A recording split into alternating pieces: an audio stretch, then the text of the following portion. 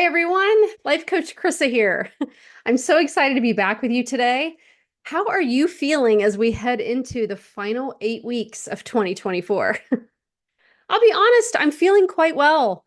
I've talked about in the past how I've had this routine of getting a bit down when we approach this time of year with the time change and less hours of sunlight and more unpredictable cooler temperatures. But last year, I made an intention to change the routine thoughts that I was always having. And I am telling you, it has really worked this year.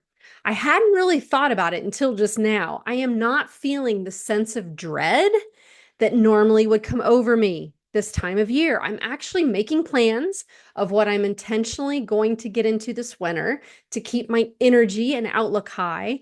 And I really encourage you to look at what you are thinking if you struggle this time of year, because it is possible to flip the script on all of this so that you don't feel the low energy this time every single year. I did that for years, and I believe I have left that in the past now, and I know you can do it too. So today, I want to talk more about the holiday season that is approaching.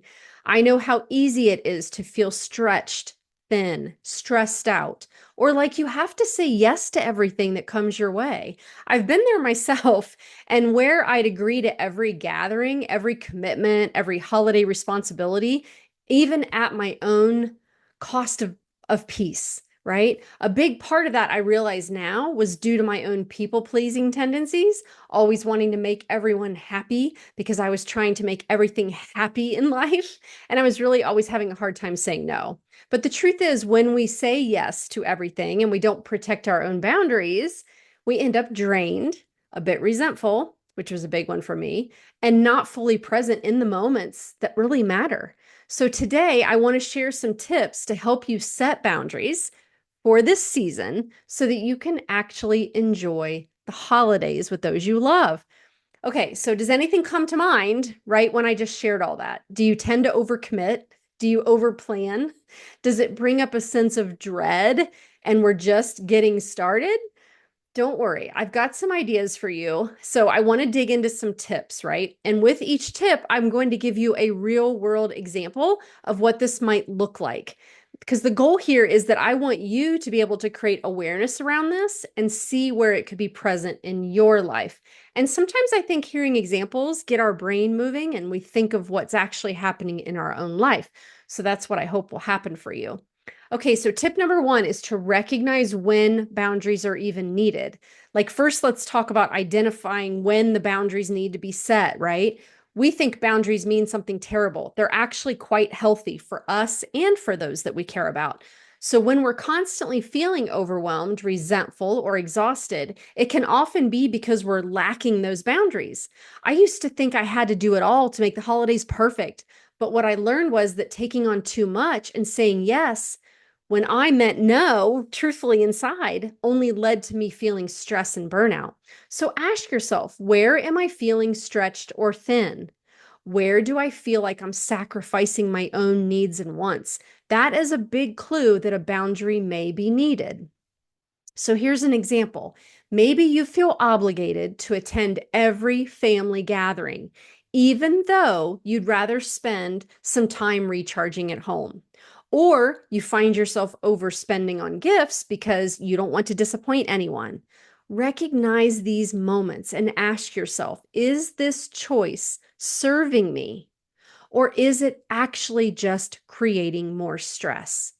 Is there another way I could go about this? I talk about this all the time. When you ask yourself a good question, you can unlock clarity in your own mind. Tip number two, get clear on what you truly value. A big part of setting boundaries is knowing what truly matters to you. And for me, once I got clear on my own priorities, which was peace and quality time with, close family and a slower pace, then I could start making decisions that aligned with those values instead of just saying yes out of obligation. So think about what makes the holiday season meaningful to you. Maybe it's having time for self-care, quality time with your spouse or your kids, or maybe it's giving back in a way that feels good to you. So here's an example. Let's say you're overwhelmed by all the holiday events and you'd actually prefer to focus on small, intimate gatherings. So you're just not feeling drawn to the big holiday parties. Or maybe you want to intentionally plan this year to volunteer with your family to give back, and you need to set aside time for this. Knowing this can help you confidently say no to the things that don't align with how you're feeling, your value, and you can make space for things that do. All right, next, number 3, practice saying no gently but firmly. Saying no can be uncomfortable if we view it that way, right? Especially if you're used to the person that's always used to saying yes to everyone. But remember, when you say no to one thing, you're actually saying yes to something else, like your own well being or time with the people that matter most to you. Start practicing gentle ways to say no so you can protect your time without feeling guilty. So I want to give you an example of phrasing. When someone invites you to a gathering you don't want to attend, you could say, "Thank you so much for thinking of me. I'm keeping things simple this year and I won't be able to make it, but I hope you have a wonderful time." It's polite and firm, and it lets you maintain your boundary without feeling like you're letting anyone down. Have truly found that when I just drop into my own authentic truth and honesty, I don't have to worry as much about how I sound. It's when we lose that connection to what really matters to us that we sound off and we feel the need to say things in a certain way and we feel uncomfortable, and that comes through. So remember, if the receiver doesn't like what you have to say, that actually says so much more about them, and it is work that they need to do on themselves. It is not your responsibility to make them okay with your reply. If you are honest and authentic, then that is the best plan. Okay, next up, number 4. Be mindful of your people pleasing tendencies. I know from experience that a big reason I used to say yes all the time was my own people pleasing nature. I wanted everyone to be happy. I didn't want to let them down. But over time, I learned that people pleasing actually made me feel less connected to the holidays because I wasn't showing up authentically. When you catch yourself saying yes to just make someone else happy, pause and ask yourself, is this what I really want or need? It is not a selfish question, because the reality is when you are doing things that are aligned with who you are and how you truly feel, you show up better than ever. You are present, you are engaged, and you are truly feeling in the moment. And you give your best self when you are aligning with your true feelings. You can't deny that, right? The truth is the truth. All right, so how about a reflection? Think about how saying yes to everything might actually prevent you from fully enjoying the moments that mean the most to you. It is okay to prioritize your well being and trust that the people who care about you will understand. Maybe not at first, maybe they won't eventually, but we're going to go with the fact that, hey, this is my truth. And if they don't understand it, that's for them to figure out, right? So think back to a time where you said yes and it didn't go so well because then you felt like you were forced to be there or to participate. Or even more likely, you are too preoccupied thinking about what you wish would have what you wish you would have said and what you wish you would have honored for yourself, right? So let's do ourselves a great service of honoring our truth and show up in a way that we're proud of with everyone else. All right, the last tip, tip number 5. Accept that it's okay to disappoint others. I just sort of touched on this, but I think it's so important to go deeper. Sometimes, no matter how kindly we say no, people may still feel disappointed. And I want you to know that's okay. This was one that was very hard for me to accept, but I've learned that a little disappointment from others is often worth the peace and joy that I gain by honoring my boundaries.